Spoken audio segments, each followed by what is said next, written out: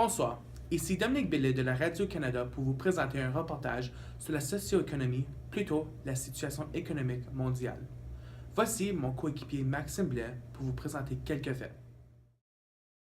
Pour la plupart des pays, la globalisation et la mondialisation ont permis d'ouvrir des portes et des relations avec d'autres nations pour permettre la formation des traités. Pour cela, la socio-économie est un enjeu mondial très important pour le développement sain de la planète.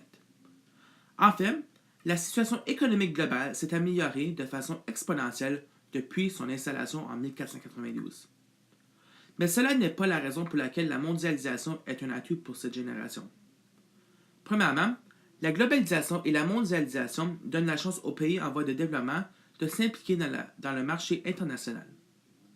Deuxièmement, l'effet de la mondialisation permet à la formation des marchés nationaux plus efficaces sur la scène internationale. Pour mieux comprendre cet enjeu, il faut identifier les trois types de pays.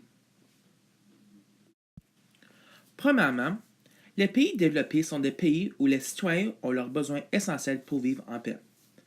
De plus, tous les enfants et adultes ont le droit à une éducation. Dans les Nations Unies, il existe un programme nommé le Programme des Nations Unies pour le développement qui permet à la nation d'identifier un pays en développement. Selon la IDH, l'indice de développement humain, si un pays a une cote de 0,8, le pays est caractérisé comme un pays en développement. Seulement que 70 pays sont dans cette catégorie. Deuxièmement, les pays nouvellement industrialisés sont des pays qui ont commencé une période d'industrialisation à partir des années 60. À ce temps, les pays nouvellement industrialisés ont été caractérisés comme des pays en développement puisqu'aucune industrie n'était présente dans le pays.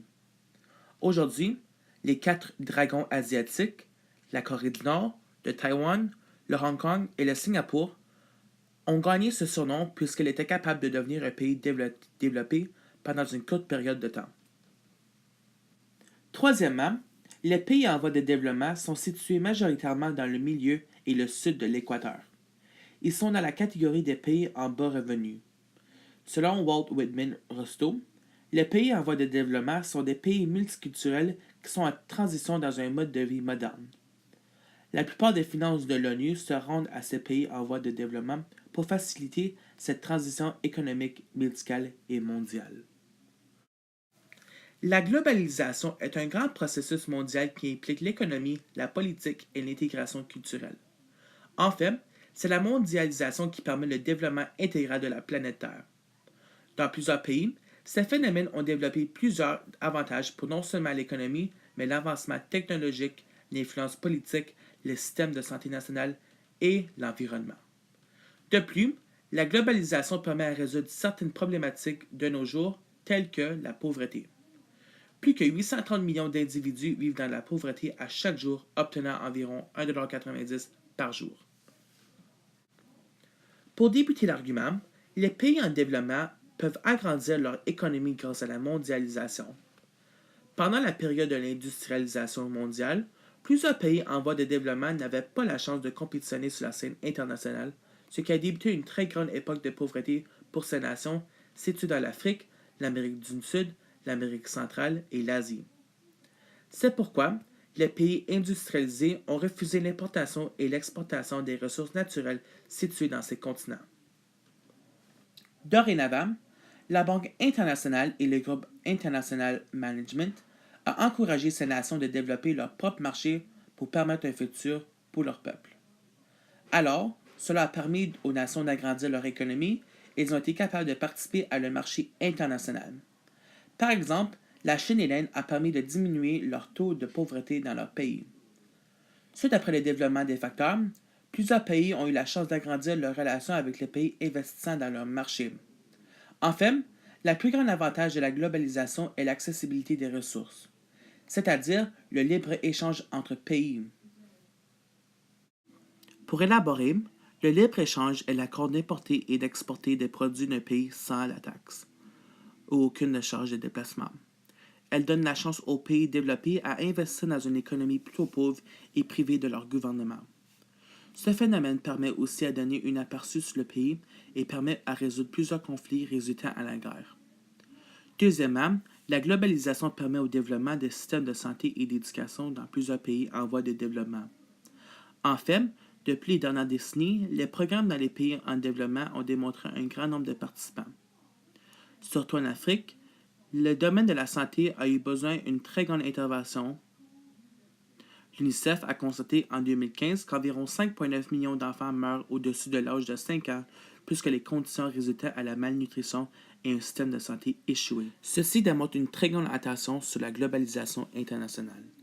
En fait, les pays développés doivent avoir un très grand intérêt pour résoudre ce problème. Par contre, pour arrêter ceci, les pays contribuant à la richesse mondiale doivent aider cette situation, tels que les États-Unis, le Canada, la Chine, le Qatar et les Émirats arabes unis. Par exemple, durant l'épidémie d'Ebola en Afrique, plusieurs pays tels que le Canada et les États-Unis ont participé à le soulagement de cette infection virale. En fait, elle a tué 5 fois plus de monde que ces différentes épidémies combinées ensemble pendant le 20e siècle et le 21e siècle. Les régions qui ont été massivement frappées par ce virus sont la Libéria, la Guinée, la Sierra Leone, le Nigeria, les États-Unis et le Mali. Le 19 septembre 2014, l'ONU a organisé pour la première fois une mission au sujet de la santé internationale des citoyens africains. La mission des Nations unies pour les interventions d'urgence Ebola a envoyé des travailleurs pour aider cette situation désastreuse.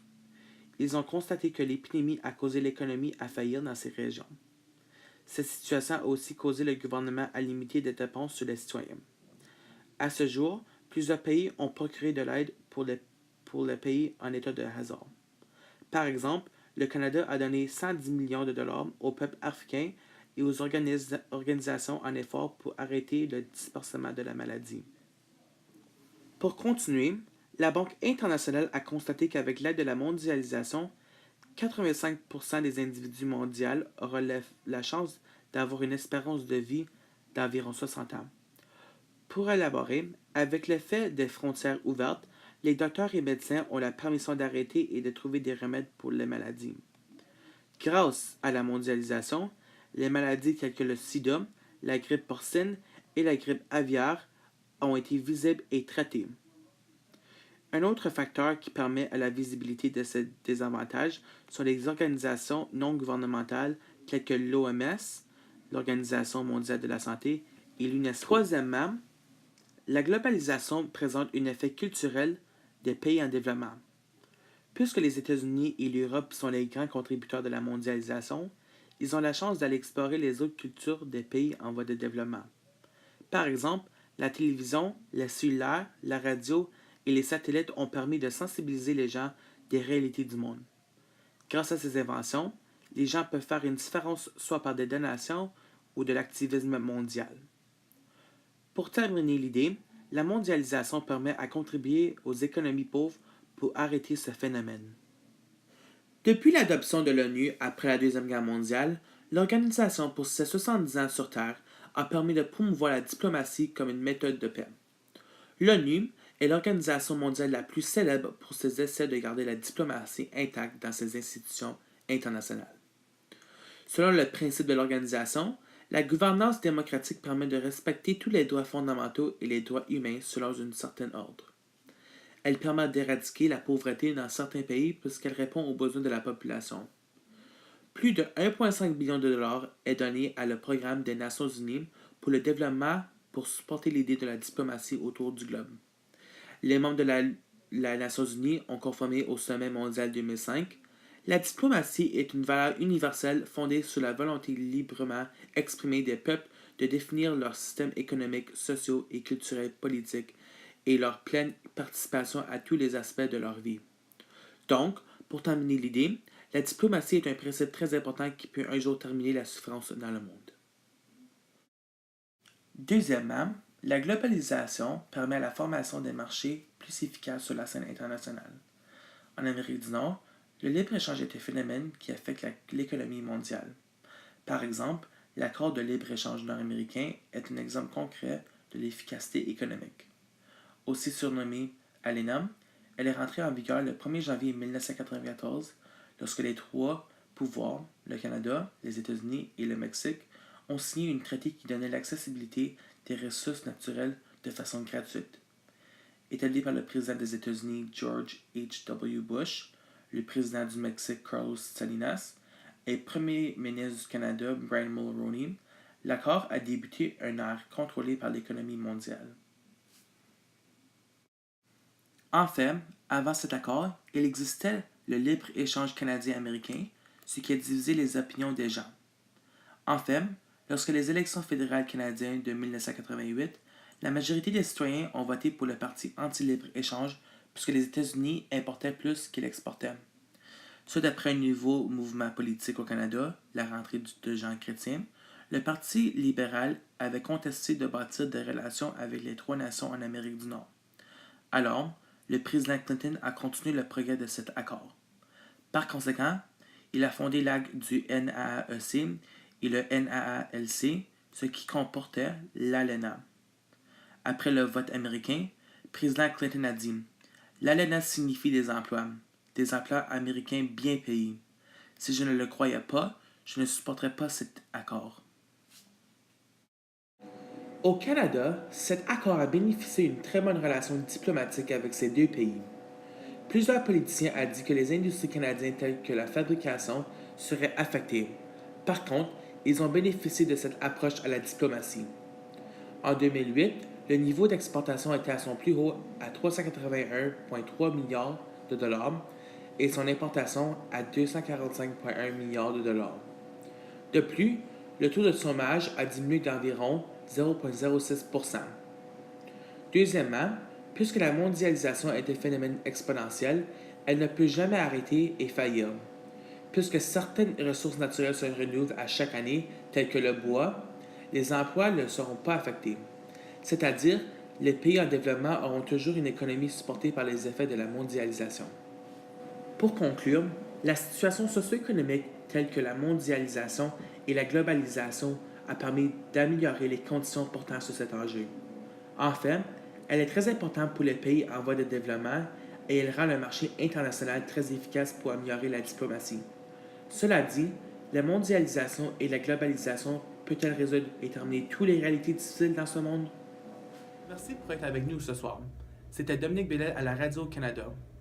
Bonne soirée et à la prochaine.